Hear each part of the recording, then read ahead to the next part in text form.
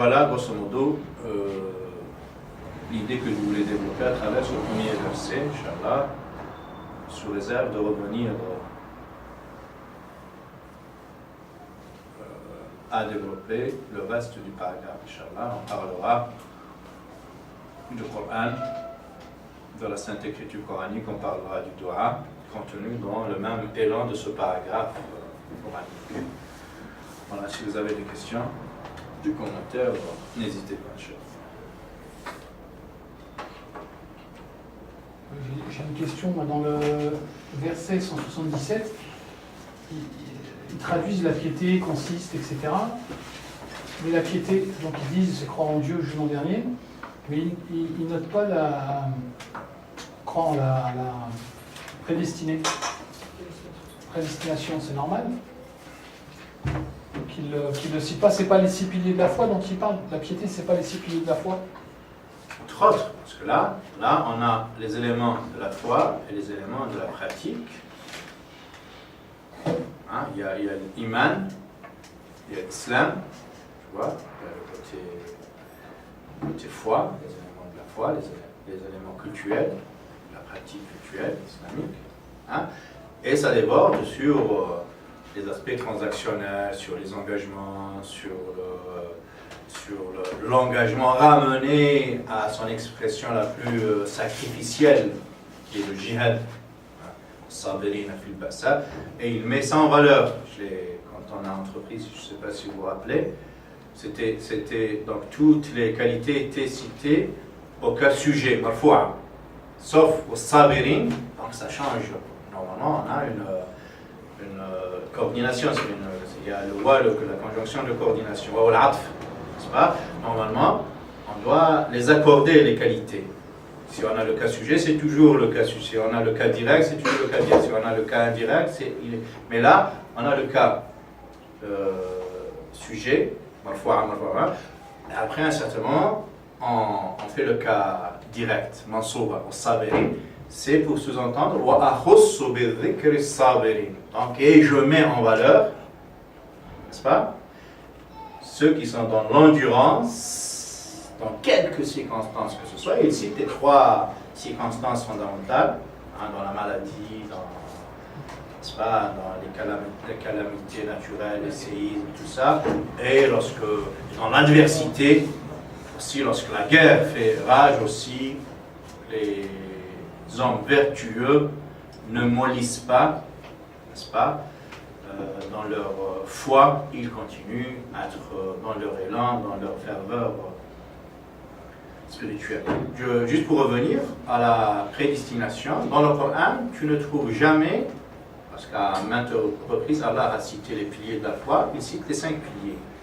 Il n'y a que dans le hadith de Jibril où le prophète a rajouté la prédestination,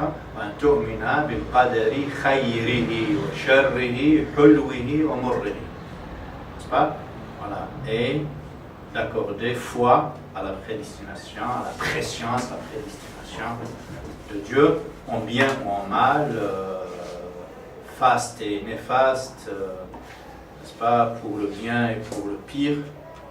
Tu dois accorder confiance à Allah subhanahu wa ta'ala et ramener la totalité de ce qui t'arrive en bonheur ou malheur à Dieu, hein, parce que le bonheur n'est pas une donation et le malheur n'est pas une privation. Les deux servent de test, n'est-ce pas, d'épreuve. أما الإنسان إذا ما ابتلاه ربه فأكرمه ونعمه فيقول ربي أكرمني وأما إذا ما ابتلاه فقدر عليه رزقه فيقول ربي أهانني كلا. C'est une fausse idée. Les gens se font une idée très erronée, très égarée du bonheur et du malheur, n'est-ce pas? Lorsqu'ils jouissent dans le bonheur, ils sont comblés, ils croient que c'est un acompte de la félicité qui les attend auprès d'Allah. Il n'en est rien, c'est une épreuve. Il se peut que Allah déroule sous tes pieds un tapis rouge, n'est-ce pas? Mais c'est pour te précipiter dans le précipice, n'est-ce pas? Comme il peut t'accabler dans le malheur, n'est-ce pas, mais en voulant t'expier, te purifier, te nettoyer, t'élever, te forger, te rôder, n'est-ce pas, à travers l'adversité. Donc il crée le vide autour de toi pour te pousser vers lui, n'est-ce pas, n'ayant plus d'attache. Ici-bas, tout le monde ok, tu seras obligé de vivre la hawla wa la quwwata illa billah. Il n'y a pas de ressources matérielles ni humaines, sinon Allah. Voilà, rien n'est éternel, toutes ces ressources sont éphémères, sinon Allah qui, lui, est seul éternel, n'est-ce pas? Voilà. Donc, les jours fastes et les fastes, tout ça, Allah l'utilise pour éprouver l'homme. N'est-ce pas? Et le verset que je viens de citer, il est extraordinaire en la matière, il tranche en la matière, il dit, l'homme, il parle de l'homme égaré, l'homme qui se fait des idées sur le compte de Dieu, des idées erronées. Donc, lorsque je lui fais don, n'est-ce pas, par effet, je lui fais don, il s'écrie, Allah m'a récompensé.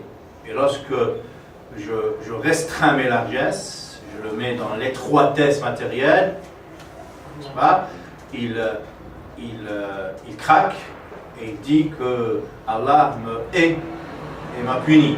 Non, il n'en est rien. Et il nous dit, cette manière de voir, c'est cette manière de penser qui vous pousse à agir d'une manière fausse, aussi égarée. Kalla bal la tukrimuna al-yatim wa la tahudduna ala ta'am al-miskin wa ta'kuluna at-turatha aklan lamma. Ouais, donc c'est cette idée erronée du bonheur et du malheur, hein? Et au lieu de les considérer comme des épreuves qui vous sont venues d'Allah, vous éprouvez, hein? Votre manière erronée vous pousse à ces égarements. Vous pensez que le bonheur, n'est-ce pas, Allah vous aime, c'est votre propriété, et donc vous ne faites pas de l'obol, vous ne remerciez pas Allah par rapport à cette épreuve de bonheur. Il vous met dans la prospérité, dans l'opulence, hein? Et au lieu de remercier Dieu pour réussir l'épreuve, non, vous faites preuve de cupidité, d'avarice, vous retenez, vous faites dans la rétention des biens matériels, et vous n'assistez pas le pauvre, l'orphelin, vous vous attachez tout ce qui est héritage, vous voulez, vous l'accaparez, le monopoliser au détriment des autres ayant droit. Voilà.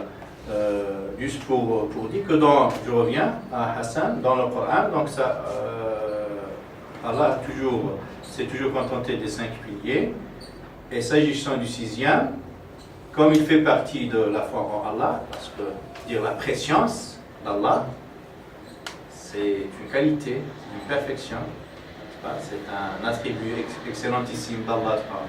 Donc le Coran n'a pas jugé nécessaire de le rajouter après les 5, mais on le retrouve dans les autres versets coraniques, n'est-ce pas? Si le prophète, si tu veux, c'est juste un approfondissement de la foi en Allah, la foi à la prédétermination, à la prédestination.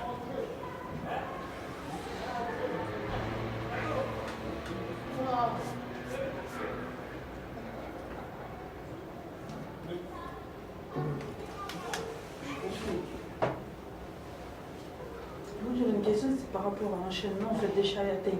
Comme vous avez dit tout à l'heure, c'est un enchaînement, mais spirituel, c'est-à-dire c'est pas parce j'ai toujours cette vision. Mais comme je me posais la question, comme vous avez rigolé, non mais c'est parce que dans la division, c'est vrai quand j'ai des shayatin, ils sont retenus, mais spirituellement, c'est-à-dire à l'intérieur, comment l'expliquer? C'est-à-dire si je devais le développer. C'est une manière de les paralyser, de les mettre hors d'état de nuire en fermant les accès qu'ils utilisent habituellement pour s'introduire, pour se faufiler dans le cœur du musulman, n'est-ce pas, du croyant. Voilà. Quand c'est la nourriture, l'excès de gourmandise, d'entretenir le corps, d'exagérer, d'être dans la démesure, dans le gaspillage, n'est-ce pas, culinaire, on développe le corps et du coup on atténue la force de l'âme. Et c'est l'ambiance favorable, n'est-ce pas, au sédissement de Shaitan. Shaitan, il ne trouve pas meilleure situation que celle-là. Voilà. D'où justement le hadith qui dit Inna Shaitan la yajri min ahadikum majra ad-dam al-furuq fadayyiqu alayhi majarihi bil-ju'. Je n'ai pas terminé tout à l'heure le hadith là. Voilà. Donc, certes, Shaitan, il sécure en vous tel le sang dans vos vaisseaux. Donc, mettez-le à l'étroitesse, n'est-ce pas? Réduisez, lui, ses vaisseaux, ses véhicules, parce que lui, il est véhiculé par ses vaisseaux. Donc, mettez-le à l'étroitesse, à travers l'austérité, à travers la privation culinaire. Rétrécissez, réduisez son accès à votre cœur à travers à travers la faim, le fait de ne pas manger. Voilà. Et donc le jeûne est là justement pour lui donner un coup de le freiner dans son élan, c'est pas, les chayatines ne sont pas mis dans une sorte de baumette ou d'alcatraz. Sinon, comment explique-t-on tous ces dérapages, tous ces égarements commis pendant le Ramadan? Mais il n'y a pas que la faim, il y a toutes les passions. C'est ça que je veux. Oui, mais là c'est une. Voilà, d'où justement le fait. Il y a Cheikh Abou Hamd Ghazali, ce grand maître spirituel, il nous dit que jeûner, il y a trois manières de jeûner. Il y a le jeûner à la manière des communs, des fidèles, c'est-à-dire se priver de boire, manger, de rapport charnel avec son conjoint. Voilà. Après, il y a jeûner de l'élite, qui consiste en ceci, donc se priver de boire, de manger, de faire commerce licite avec son conjoint, de l'autre sexe. Avec en plus, faire jeûner tous les organes sensoriels, les yeux, de regarder sinon là où ça plaît à Dieu, son odorat, son ouïe, surtout sa langue, n'est-ce pas? Voilà.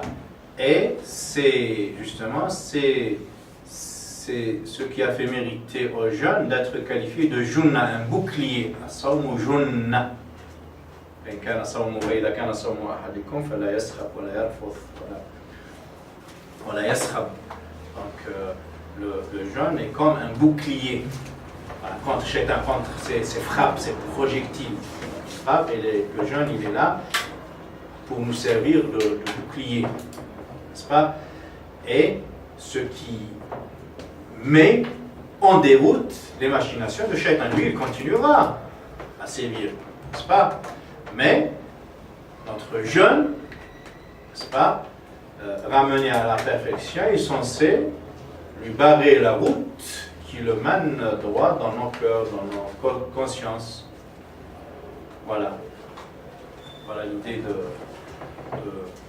l'enchaîner, de le mettre hors d'état de nuire. Donc, il continuera à essayer, mais ses tentatives tomberont en caducité. Ne seront pas efficaces. C'est comme le virus, l'informatique nous donne un ordre d'idée. Lorsque tu as un bon logiciel antivirus, anti-spam, tu as beau, tu connais toutes les signatures des crackers, des hackers et j'en passe, bien mis à jour, n'est-ce pas? Quelle que soit la force du logiciel malveillant, pas du hacker, il ne pourra pas atteindre ta machine parce que tu l'as bien Et lui, il se trouve comme paralysé, comme emprisonné, même s'il essaie, mais il n'est pas efficace, s'il n'arrive pas à réaliser ses desseins funestes, n'est-ce pas? Voilà, il est comme enchaîné. Mais dès que tu ouvres un port, dès que tu commences à cliquer n'importe où, n'importe comment, n'est-ce pas, de baisser la garde spirituelle, n'est-ce pas, le shaitan, il se faufile et il sévira comme d'habitude.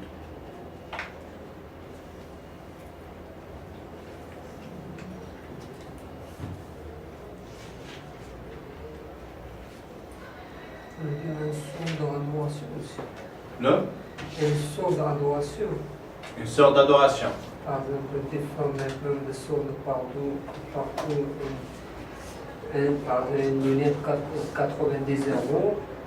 À cause de ça, tu peux prendre 30 euros, par exemple. Des fois, dans Ramadan, tu fais une chose et tu gagnes 1000 fois de plus. Quand tu parles des actes de spiritualité, Ouais. des actes, oui, bien sûr, oui. Et un congé de corps. Exactement, oui, c'est ce que j'ai essayé d'expliquer tout à l'heure, que Ramadan sert justement de raccourcir un peu les délais de la réalisation spirituelle. Tu jeûnes, tu affaiblis le corps, tu atténues les différents instincts, les différents penchants. Parce que Hassan a dit tout à l'heure qu'il n'y a pas que le manger qui est manger, il est source de tous les autres méfaits, de la colère, le fait d'avoir des repas très riches, n'est-ce pas, ça te met en état de tonicité, de vigueur, n'est-ce pas, et tout ceci favorise l'emprise de Shaitan. Et jeûner, c'est une manière de faire taire, n'est-ce pas, toutes ces pulsions, tous ces instincts, pour laisser la fitra, n'est-ce pas, l'esprit, pour le laisser s'exprimer, pour faire en sorte qu'il soit audible. Parce que notre fitra, elle parle toujours. Il y a toujours en nous cette instance de clairvoyance, cet œil du cœur qui nous rappelle à l'ordre systématiquement à chaque égarement, mais dans cette cacophonie des instincts, des pulsions, on ne l'écoute pas. Donc la fitra, cette conscience, n'arrive pas à se faire entendre, elle est très peu audible. Et le jeûne, il est censé justement apaiser ses instincts, les faire taire, pour laisser le maître s'exprimer. Le maître, c'est la conscience. C'est une vraie guerre entre l'empire des instincts et vices et l'empire des vertus qui se déroule à l'intérieur de l'homme. Voilà. Et justement, le jeûne, il est là en partie pour calmer un peu, pour réduire, pour affaiblir l'empire des passions, n'est-ce pas, et laisser éclater l'empire de la vertu, donner ce coup de pouce, comme j'ai dit tout à l'heure, à la vertu bien sûr, et des actions d'adoration accomplies dans cet état d'esprit sont plus générateurs de dividendes. Parle-nous de hasanat, mais les hasanat, avant qu'ils ne soient des bons points qu'on retrouvera auprès d'Allah, n'est-ce pas? Ces hasanats sont des dividendes, sont des affluences spirituelles qu'on reçoit ici-bas. C'est une parcelle du paradis, de délices paradisiaques qu'on vivra ici-bas avant l'au-delà. Yudkhiluhumul jannata arrafaha lahum. Allah les fera entrer dans le paradis de l'au-delà. Mais lequel paradis? Allah leur a déjà fait déguster ici-bas. Arrafaha lahum, pas arrafaha. Oui, à travers le Coran, les versets nous expliquent Et ce sont, comme j'ai dit, des explications très, très linguistiques, parce qu'il n'y a entre le paradis, la réalité paradisiaque et la réalité ici-bas, de commun que les mots. Sinon, les réalités, ça ne se ressemble pas. Donc, Arafaha, ce n'est pas une description, une peinture linguistique, n'est-ce pas? C'est Arafaha, c'est-à-dire il leur a fait déguster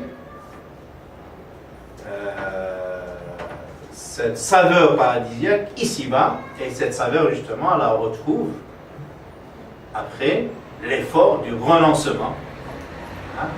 Les saïm farhatan, après l'effort, tu révises, tu fais l'effort, tu construis, tu fais n'importe quel effort, après avoir consenti, n'est-ce pas, ce sacrifice, cet effort, tu dégusteras au délice de ton renoncement des efforts qui étaient les tiens. Voilà. Et donc justement, pendant le Ramadan, les mêmes actes accomplis en dehors du Ramadan, on les trouve soldés, récompensés, doublement, multipliés par 10, multipliés par 100, parce qu'on est plus dans l'élan, on n'a pas des frottements, des empêchements, des freins, n'est-ce pas? Pendant le Ramadan, le moindre acte est générateur d'une affluence spirituelle extraordinaire. Le même acte, tu l'accomplis après avoir ingurgité 10 kg de nourriture. Donc le même acte, tu ne ressens pas la même chose.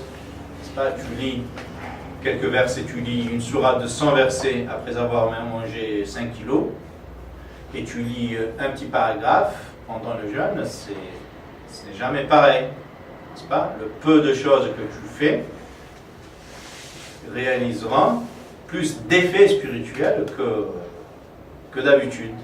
Voilà. C'est très important de le rappeler.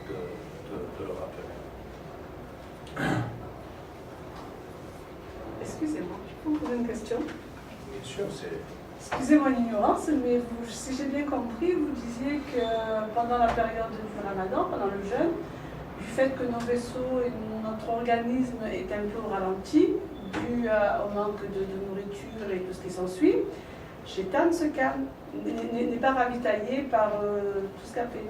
Comment se fait-il qu'au jour d'aujourd'hui, et bien au passé aussi, il y a des gens qui ont un comportement différent, plutôt agressif pendant cette période-là, plutôt agressif, voilà, je n'appelle que ce terme-là. Et il y en a d'autres, voilà. C'est là où on voit des gens qui sont moins patients, moins tolérants. Comment se fait-il alors que là, Shaitan, soi-disant, il est au repos, il est, on va dire, un petit peu anesthésié. D'accord, oui. Parce que ces gens-là sont passés à côté de la vraie finalité du jeûne. Si on se prive des choses licites, boire et manger, c'est licite par ailleurs. En dehors du Ramadan, c'est licite. C'est pas manger le pain. Et les gens, ils se privent de ces choses licites, mais ils continuent à commettre l'illicite. L'illicite, c'était même en dehors du Ramadan, c'est déjà illicite. Par exemple, médire, calomnier, snobber et le reste des vices. Voilà. Donc s'il continue à commettre l'illicite, c'est comme s'il ne jeûne pas. D'où justement le hadith du prophète, celui qui ne prend pas congé du faux, de l'usage du faux, n'est-ce pas? Allah n'a nullement besoin qu'il s'inflige ces privations de ne pas boire et de ne pas manger.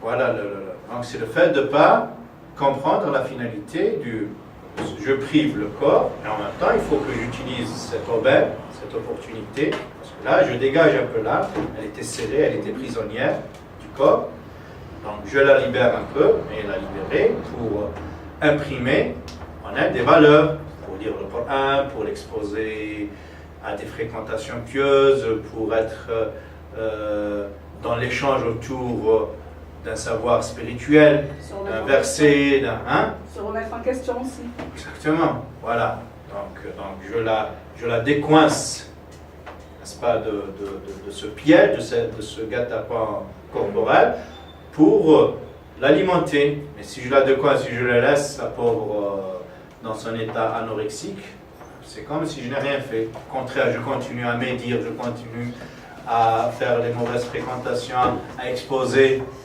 mes oreilles aux insultes, au blasphème, à la médisance. C'est comme si j'ai rien fait.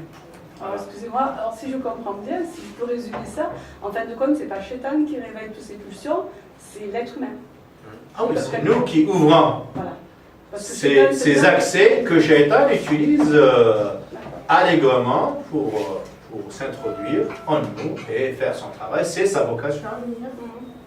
Voilà, c'est notre colonisabilité, n'est-ce pas, qui invite, qui encourage le colon à venir occuper notre cœur. Mais s'il voit de loin la forteresse, la citadelle bien gardée avec des soldats, qui sont le dhikr, l'invocation d'Allah, la piété, la droiture, ça servira de bouclier. Et pire encore, mieux encore qu'un bouclier, ça servira comme une centrale nucléaire qui électrocute le shaitan dès qu'il se trouve à une certaine distance, comme ça a été pour Omar. C'est un hadith dans le Bukhari. Le prophète le décrit le pain, il fait sa peinture comme s'il s'agit d'une centrale nucléaire ambulante. Dès que shaitan le voit emprunter un chemin, il change de chemin au risque de se cramer, de s'électrocuter. Parce que Omar, c'était vraiment une foi, n'est-ce pas, un élan spirituel ambulant. On sait que Shaitan, sa vocation, elle est incompatible avec tout ce qui est invocation de Dieu, tout ce qui est spiritualité. Dit le prophète, ça donne à rigoler, lorsque Shaitan entend la voix du mu'adhin, il prend la fuite en laissant entendre des paix. C'est un hadith authentique. Vraiment, c'est pour dire sa lâcheté, sa peur devant l'élévation du nom d'Allah. Parce qu'avant, l'appel à la prière, il n'y a pas plus... ce sont des décibels, et surtout lorsque ça sort d'un cœur bien nourri, bien rempli. Normalement, ça doit être un grand homme de Dieu. C'est pas une fonction banale. Et donc, Shaitan, quand il est exposé à ce cri de Allahu Akbar, il prend la fuite. Voilà. Exactement. C'est plus qu'un bouclier. Vous voyez? Donc, un bouclier, ça voudra dire qu'il continue à frapper et toi d'être sur la défensive. Là, c'est plus qu'un bouclier, c'est vraiment une bulle protectrice, imperméable à Shaitan, voire qui repousse Shaitan, à laquelle il ne peut pas s'approcher. D'où on conseille, quand on entend le Eden, de répéter derrière. Voilà. Le hadith me dit dans un hadith, et je te donne la parole Fatima, Shaitan est toujours à proximité du cœur du fils d'Adam. C'est sa vocation, être là, aux aguets, n'est-ce pas, qui guette la moindre nonchalance, baisse de garde pour donner l'assaut. الشيطان جاثم بقلب ابن آدم فإذا ذكر الله خنس وإذا غفل وسوس. Hadith extraordinaire. Shaitan, il est là, aux aguets, à proximité du cœur du fils d'Adam. Lorsqu'il invoque Allah, il prend la fuite, c'est un fouilleur, un lâche, mais dès qu'il oublie Dieu, l'homme, dès qu'il est dans le vice, dans le péché, il ouvre un port, c'est pas un accès à Shaitan en l'invitant, et Shaitan il s'introduit et il sévit. Il ne fait pas que s'introduire. Lorsqu'il s'introduit, c'est pour réaliser ses objectifs d'affaiblir la foi, de la détruire, de semer le doute, l'incertitude, voilà. Fatima, صحيح. Donc en fait, c'est pas, on n'est pas que le shaitan qui sévit. Il y a aussi avant le shaitan, il y a l'âme incitatrice. Donc s'il n'y a pas le shaitan, pendant le mois de Ramadan, si le shaitan il est enchaîné, ou les shayatins sont enchaînés, là il reste notre âme. Donc souvent, là on se remet en question, on dit est-ce que, parce que souvent on a tendance à dire c'est le shaitan qui me soucie, qui me dit de faire ou qui me pousse à faire des choses. Or, souvent c'est plutôt notre âme incitatrice, donc qui est dans notre cœur, qui est là tout le temps. Longueur de journée. Et là, c'est pas en disant A'udhu billahi minash shaitanir rajim, parce que shaitan, l'arme, elle est très facile, c'est juste de dire A'udhu billahi minash shaitanir rajim, c'est-à-dire je demande protection auprès d'Allah contre Satan et l'humanité. Et là, donc, il disparaît. Et comme il a dit Cheikh Il va appeler Salam si je pareil. Ibadullah. Donc, yakhnas, c'est-à-dire disparaît. Et par contre, même incitatrice, là, elle, par contre, vraiment faire elle est plus maléfique que Shaitan. Donc elle, il faut vraiment faire un travail, c'est-à-dire régulier et c'est-à-dire sans limite, donc pour justement la freiner, la freiner. Si je peux me permettre. Hier, j'ai fait justement un Jumu'ah sur le sujet du jeûne. Et parmi donc, les propos que j'ai avancés, j'ai dit que considérer, c'est-à-dire, c'est pas Khatim Suleiman, la bague de Salomon, le fait de jeûner, là, chez Artel, ils vont être bloqués, non, c'est pas vrai. C'est pas vrai si on ne considère pas le jeûne comme une adoration. Une adoration, Ya ayyuhalladhina amanu, Ya ayyuhalladhina amanu, ceux qui peuvent, ou vous qui portez la foi authentique, la foi en Dieu. Ça signifie aussi que cette personne, je ne sais pas, elle doit faire la prière, subhanallah, logiquement. Si elle ne fait pas la prière, comment voulez-vous qu'il va faire sa pratique, pratiquer le jeûne avec adoration? Mustahil. C'est incompatible. Ça ne peut pas à la fois, il va pas. Au contraire, cette privation, cette nourriture, elle va encore l'agacer, le mettre en colère. C'est une punition pour lui. C'est une punition, il ne va pas. Et voilà, je le vois comme ça. Oui, d'accord, mais bon, moi qui suis après je rentre dans ma vie privée, moi qui suis de nature assez gourmande, la seule période où j'arrive à m'abstenir de nourriture, malgré qu'à une certaine époque je ne faisais pas la prière, c'est pendant la période où j'aime. C'est la seule période où j'arrive à toute une journée à m'abstenir de nourriture, alors que dans ma journée, je n'y arrive pas, en dehors du jeûne. Oui, non, on ne parle pas de nourriture, voilà. On parle de l'autre aspect. Voilà. L'aspect spirituel, ouvrir son âme vers son esprit, vers Dieu. Est-ce que vous le faisiez? Oui, parce que en vous privant de manger. Tout à fait. Parce que vous avez la foi, tout oui. simplement. La foi. Il y en a qui font la prière, ils n'ont pas la foi. Oui, voilà. C'est mécanique, c'est comme, vous dire, parce que moi, là, comme le coq, ils sont en train de picorer le parterre. On parle de la foi. Oui, ceux qui ont la foi, ils ne vont pas faire leur jeûne par cette ouverture. Ceux qui n'ont pas la foi, il va souffrir pour rien. Parce que c'est quelque chose qu'on lui a impliqué dès son plus jeune âge. Oui, exactement. Ça ne va pas tomber comme ça du ciel. C'est pas possible. C'est pas possible. Qu'ils soient enchaînés ou pas enchaînés, ou les démons. De toute façon, tu es toi-même un démon, parce qu'on les voit, les musulmans, dans les pays musulmans, chez nous, c'est incroyable. Le ramadan, il vient, ils commencent à se battre. On n'a pas besoin d'aller là-bas, il suffit de le voir ici. Ici, plus ou moins. C'est quand même, des fois, c'est des gens impatients, c'est des gens intolérants, et c'est des gens qui n'ont pas... qui ne partagent pas. Ils n'ont rien compris.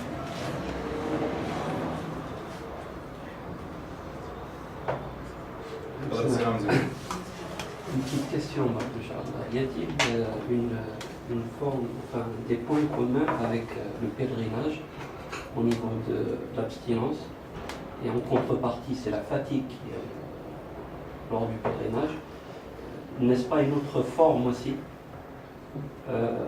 qui permet de se rapprocher et d'élever l'âme? Donc j'ai comme l'impression que ça a le même rôle, mais peut-être pas dans la même chronologie. Voilà. Certainement. Il va y avoir des recoupements et des points communs entre tous les éléments que tu as là.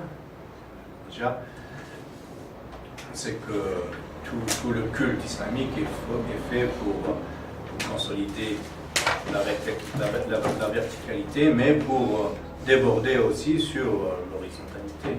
Hajj, le pèlerinage, il est vrai que c'est obligatoire une seule fois dans la vie, mais Hajj aussi, il ressemble au jeûne et à la prière en ceci qu'il est physique, Hajj, et il ressemble à la zakat en ceci qu'il est aussi pécunier, donc il y a de l'argent.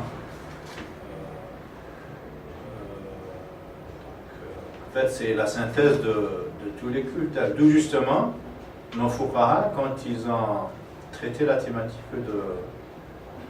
de la substitution, est-ce qu'on peut se substituer à un défunt dans l'accomplissement, dans la prière par exemple, ils sont d'accord pour dire non. On ne peut pas faire la prière à la place du papa qui est mort sans l'avoir fait. Contrairement aux jeunes, il y a un hadith qui l'autorise. Voilà. La zakat, si tu peux la faire, tu dois la faire. L'impôt légal, obligatoire. Parce que c'est pécunier. Donc le physique, non, le pécunier, oui. Et ils ont tergiversé un peu sur le Hajj parce qu'il y a le côté argent et le côté physique. Heureusement qu'il y a eu le hadith pour trancher en la matière, parce qu'il a l'aspect physique. Donc si on considère l'aspect physique de Hajj, il n'y a pas lieu de se substituer au papa qui n'a pas fait le Hajj, mais il y a l'aspect pécunier, l'aspect l'argent, dette. Et la dette, si ton papa décède en ayant des dettes, il faut les honorer.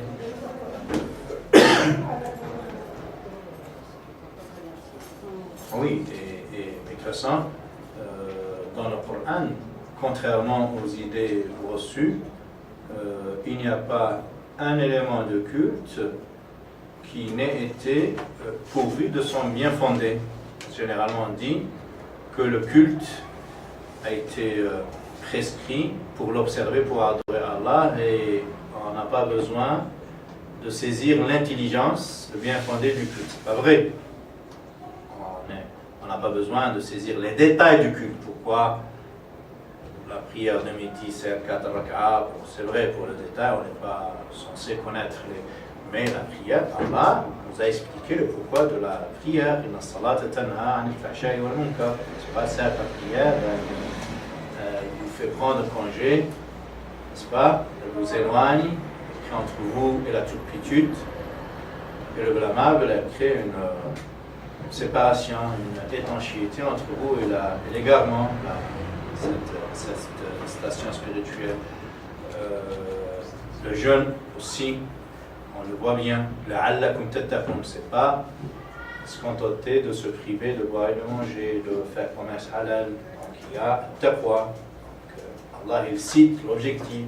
Là, c'est pas un culte aveugle, je le fais juste parce que Allah m'a demandé de le faire. Oui, Allah m'a demandé de le faire, mais Allah nous habitue à faire le bon usage de notre intelligence parce qu'il a proportionné pour nous une loi, n'est-ce pas? Il a conçu pour nous une loi proportionnée à notre intelligence. D'où justement à chaque fois qu'il nous prescrit, propose un élément cultuel, il l'assoit sur notre intelligence et nous on voit que c'est compatible, que c'est... Après, il faut être dans le détail, c'est Ramzi, pour vraiment faire une comparaison, c'est pas minutieuse, entre le Hajj, le pèlerinage et le jeûne pour voir exactement les côtés, les aspects en commun.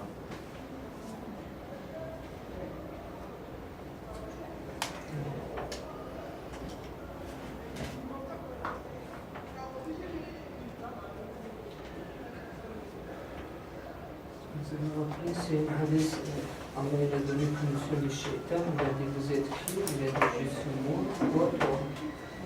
La deuxième fois il l'a refait, il leur a posé des questions. La deuxième, il a donné des femmes. de jeûne. Il a laissé des fins de shaitan. Il Ah. pose une question, il a dit c'est qui moi qui il a dit je suis ton serviteur, mais toi et toi. Vous avez marché, c'est un discours.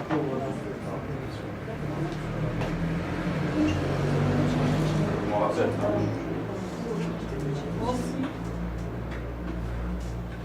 Auriez-vous encore 5 petites minutes? 2 minutes. Là, on est à 3 minutes après. Ok, après l'heure. Ok. Moi, dans ma plus jeune enfance, j'ai toujours entendu un petit peu, je ne sais pas si c'est anecdotique ou si c'est véridique ou si c'est réel, parce que je n'ai pas. Quand j'étais jeune, on disait que le ramadan était un petit peu fait pour s'aligner aux personnes qui n'avaient pas de nourriture, pour comprendre un peu la faim que les gens n'avaient pas. Est-ce que c'est C'est vrai. On a développé ça avec Haj Salim avant-hier dans l'émission radio.